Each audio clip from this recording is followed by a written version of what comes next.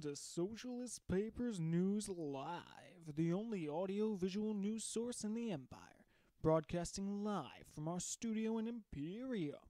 I'm Mike Riley. Let's get to our top headlines for the day. First, the outbreak of the glyphagus flu on Yogu 3. Glyphagus is known to spread quickly in areas with poor hygiene and little access to hospitals. This type of outbreak is normal for Yogu 3, but we have reports that say a freighter that traveled from Yogu 3 to Luna carried the virus with them. Apparently, there have been over 3 dozen reported cases on Luna. The flu is rarely deadly, but it is recommended that you take a vaccination as quickly as possible, regardless of where you live in the Empire. Next, let's take a look at international politics. After the death of Ugly, the recognized leader of the Novan Imperial State, the infighting among Novan factions has become more extreme. The loss of life appears severe, and reports of WMDs being used on civilian populations have become apparent. It is unknown at this time whether or not the Imperial military plans to step in. Our contacts in the Senate say, quote, "That is not our priority at the moment." Senator Penguin has refused to comment. In other news, a Halo program entitled Ugly, Rags to Hero to Coward is set to be released next month. Many across the Empire see this as outrageous. Even those who did not support Ugly have come out calling Ugly a national hero who died as a result of his war on terror against the children of the October Sun. Others cite some of the bills he passed, such as the Agriculture Act, as groundbreaking and worthy of praise instead of ridicule. Some have called for the creation of a national holiday celebrating Ugly. The national holiday proposal has gained some steam in the Senate, with Senator Penguin saying it was a, quote, neat idea. Finally, a good news story. As sole shareholder of the Socialist Papers, Senator Penguin has the ability to somewhat dictate our content. The suggestion to begin AV broadcasts was given by Penguin, and so was the following suggestion. Penguin asked us to include at least one positive news story in each news broadcast. Apparently, he's tired of only hearing the bad things that occur in the Empire. Our good news story for today involves an unnamed planet in the Gorn province. 1,000 immigrants from a dozen impoverished planets around the Empire pooled their funds for the past 5 years and just today established a colony. The flag of the Terran Empire was raised over their portable shelters for the first time this morning. The settlers believe they'll have a better life and plan to be mostly self-sufficient from here on out. The settlers are already living in better conditions than they had been previously. This is the Socialist Papers. We'll be right back with another political interview right after this. There are 7 things in the galaxy that no one will ever know. I am willing to show you 6 of them. Only if you are willing to see. If you join me today, we can make tomorrow the yesterday you dreamed of today.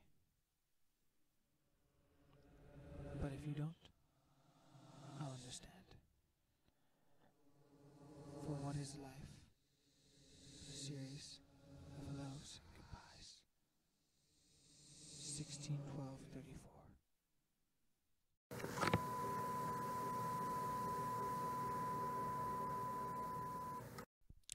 The past few days have been interesting for politics. After a failed letter calling for a vote of no confidence from Senator Penguin, the United National Conservative Federal Improvement Organization agreed to merge with the ugliest Communist Party. This was a decisive victory for Senator Penguin, who is said to have negotiated the entire deal himself. Between Poroshenko's attacks on the late Ugly, his smear campaign against Penguin, and the recent attempts on Penguin's life, including his Senate microphone which was rigged to explode, Penguin has had an interesting first week. Now, with the news of Penguin having discussions with the Vox Populi Reform Party, we have once again brought in political historian Winston Zlek. Zlek? Well, I'm glad to be here, Mike. As always, we're glad to have you. Let's start out with Penguin's performance at the Senate. This is the first time he's been a front bencher. That's right, Mike. He came out on an interesting foot, admitting he was grossly unqualified for the position of Grand Admiral, and even going so far as to admit he wasn't qualified for his position in the Senate. Zlek, why would he do such a thing? Well, in admitting fault, it's harder to use his faults against him. He argued that his colleagues with experience had a right to cabinet positions, even if he himself did not. And what did this accomplish? Well, you see, Poroshenko continued to insist the UCP wasn't qualified. Penguin pointed out that Poroshenko himself held nearly a dozen positions he wasn't qualified for, though Poroshenko simply replied that the UCP senators had only signed up for positions they weren't qualified for.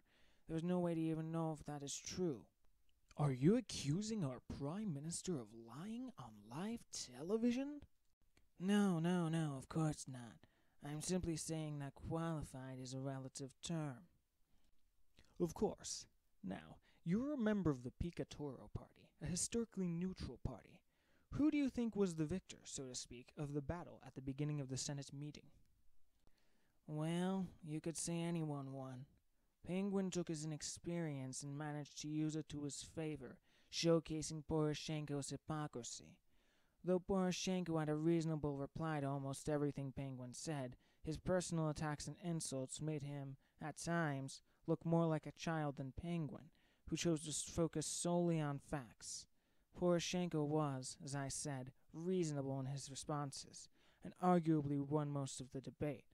However, Penguin was able to, at the very least, hold his own, and showed he wasn't willing to stoop to personal attacks. Again, Penguin came out of the battle looking more mature than Poroshenko. Interesting. What do you think about the United National Conservative Federal Improvement Organization's merger with the UCP? Well, a lot of people were shocked. But now that it's already happened, we experts assure you that we've seen it coming for a long time. Ugly was really the only thing preventing it from happening. Ugly had long been one of the UNCFIO's biggest critics. He coined the term unicorns when referring to their acronym, and had a largely hostile policy towards their party. Penguin, on the other hand, showed the UNCFIO's leadership respect. That was all they needed. Fascinating. Oh, it looks like we're out of time. It's been good to have you. Thanks, Mike. This was the Socialist Papers, broadcasting live from Imperium. See you soon.